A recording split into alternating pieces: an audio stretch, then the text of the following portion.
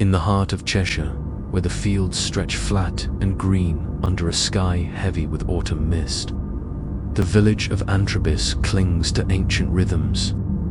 Here, as October fades into November, the air grows sharp with the promise of winter and the whispers of the dead. It was the Celtic way, long before the Normans built their churches, to mark November 1st as the dawn of the new year, a time when the veil between worlds thinned and spirits roamed the earth. The Christians later claimed the day as All Saints, with All Souls' Day following, when prayers rose for those lingering in purgatory. But in Antrobus, the old ways never fully faded, and the children's custom of sowling kept the pagan pulse alive, entwined with the prancing, snapping jaws of the wild horse. The year was 1875, and Antrobus was a cluster of thatched cottages and muddy lanes, its folk bound by toil and tradition. On the eve of November 1st, the village hummed with anticipation. Children, their faces blackened with soot or masked in scraps of cloth, gathered in giggling bands, ready to roam from door to door. They carried baskets for soul cakes, small, spiced buns, baked with currants and marked with a cross, offered in exchange for their songs.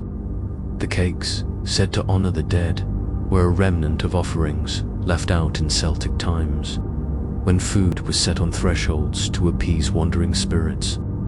But in Antrobus, sowling was no solemn affair, it was a revel, made wilder by the hoddening horse, a figure draped in a white sheet, wielding a horse's skull that clacked its jaws to startle and delight. The hodening horse was a shadow of something older, its origins lost in the mists of Norse lore. Some whispered it echoed Odin's eight-legged steed, Sleipnir, a beast that galloped between worlds. In Antrobus, it was Tom Weaver, a lanky farmer with a knack for mischief, who donned the sheet each year. With the horse's skull mounted on a pole, he pranced through the lanes, snapping its jaws at shrieking children and wary housewives, who tossed cakes or pennies to keep him at bay. But the true heart of the season's magic lay not in sowling alone, but in the soul-caking play, performed by the Antrobus mummers, spectacle unlike any other in England, led by the mysterious wild horse. The mummers were a troupe of village men, their faces painted with ochre and charcoal, their costumes a patchwork of ribbons, bells, and tattered finery. They performed in the week around Halloween, tramping from Antrobus to nearby Comberbock, Acton Bridge, and Great Budworth. Their play a blend of Christian allegory and pagan defiance. At its center was the wild horse, a figure revered and feared, its presence unique to Antrobus. Unlike the hodening horse, this was no mere prankster's prop. The wild horse was a towering frame of wood and cloth, its head carved with rolling eyes and bared teeth, animated by a man inside always, Ned Barlow, the village cooper, whose strength and silence made him seem half-beast himself. Beside him strode the driver, young Will Tate, who cracked a whip and chanted rhymes to guide the horse's dance.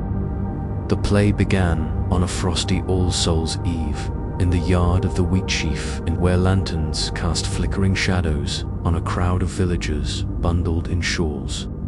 The letterin, played by old Josiah Platt, stepped forward, his voice booming. "There is going to be a dreadful fight." The words hushed the crowd, and the mummers took their places. First came the Black Prince of Paradise, resplendent in a spiked helmet crafted from a coal scuttle, his cloak swirling as he brandished a wooden sword. He was challenged by King George, a farmhand named Sam Dodd, whose tin crown gleamed with polish. Their duel was a clattering dance, swords clashing until the Black Prince fell, his death groan drawing gasps from the children. Enter the quack doctor, a wiry tinker named Alfie Shaw, his coat stuffed with bottles of coloured water. With mock solemnity, he poured a potion down the prince's throat, muttering nonsense cures until the fallen warrior sprang up, miraculously revived. The crowd cheered, but the play's heart lay in its stranger characters. Old Mary, a stooped figure played by a bearded drover, who sang of lost love. Little Derry Doubt, a boy in a bonnet, who tripped over his lines to roars of laughter. And Beelzebub, the blacksmith, John Rutter, who swung a frying pan as his club and growled verses about hellfire. Then came the wild horse, and the air changed.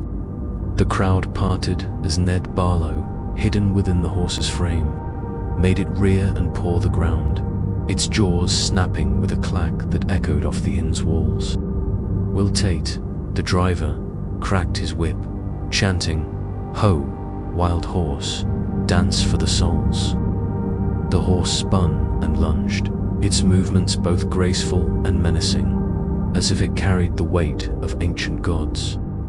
The villagers whispered that the horse was more than a mummer's trick, that it channeled the spirits of the dead, or perhaps Odin himself, riding through Antrobus to mark the year's turning. Even the vicar, who frowned on such heathenry, watched from a distance, unwilling to challenge the horse's power. The play ended with a song, the mummers and crowd joining voices in a souling jingle. A soul, a soul, a soul cake. Pray you, good missus, a soul cake. Cakes and ale flowed freely, and the wild horse stood sentinel, its carved eyes glinting in the firelight. For the children, it was a night of wonder. For the elders, a reminder of truths older than the church's bells. Years passed, and the soul-caking play endured, though the world changed.